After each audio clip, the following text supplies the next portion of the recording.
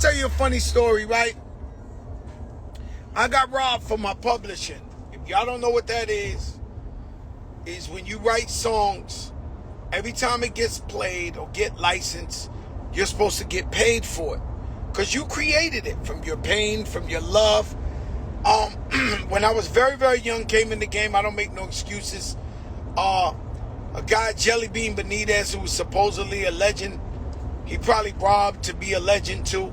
You know, because these crooks, they all know each other, and they all stay with each other, and they all think they smarter than us. It's cool. So the guy comes to me on some Latino shit. I signed my publishing away for $50,000. Man never gave me $1 again. He robbed Big Pun too. We fell for the Latino, the old Latino in the bread, in the old Latino trick, huh? And so we fell for that. We got robbed. I didn't get my publishing back to maybe 15 years later.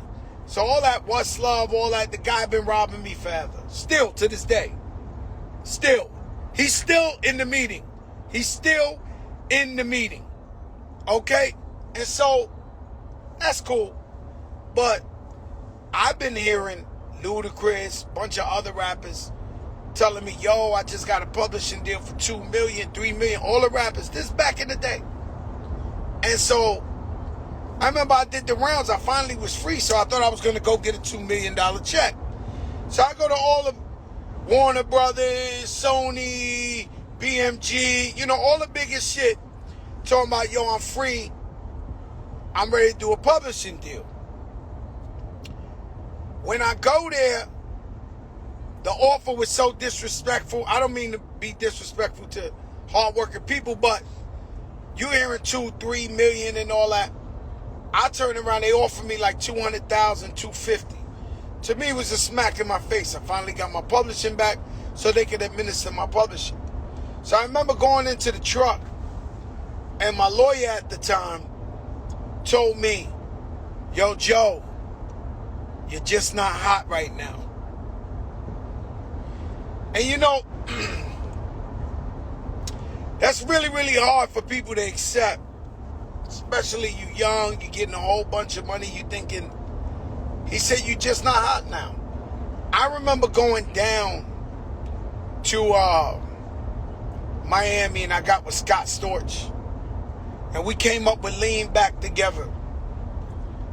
And I went back up there 2 weeks later to meet them same people. Played Lean Back and started doing the rock away. They didn't even want to let me leave the office. They didn't want to let me leave the office. And I got my 2 million, my 4 million, whatever I was supposed to get. And so that's what I mean about some people rise to the occasion. Holy shit, we not hot? Oh, we got to throw one out the park. And so you rise to the occasion. Other people, they buckle. Not me. And so what happened is, people been out here pretending to be me, running with my swag, running with my... But once you let a real one in the game, you can feel the authenticity. You feel the realness. And while I'm talking that shit, because I remind you of Joey, your cousin from the block, you know.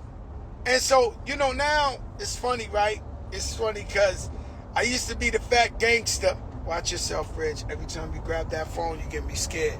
And so now when the people see me, they go, Joey. I love that because that's what they used to call me in my hood, in my projects. Ask Coco, SWV. She grew up with me. And so I was always the fat Puerto Rican with no shirt on, but the jewels was always dripping. Does that make sense? And so we so fucking blessed. And so when I hear, you know, now I hear pastors or whatever say, yo, thank God for today. That's how I feel. And so we lost so many brothers and sisters. You know that when we get another day of sunshine, boy, we got to thank God for it. And boy, we gotta enjoy it. You have to. You have to enjoy it because it's amazing. Life is amazing. And if you in a funk, if you in some type of depression, walk towards the light.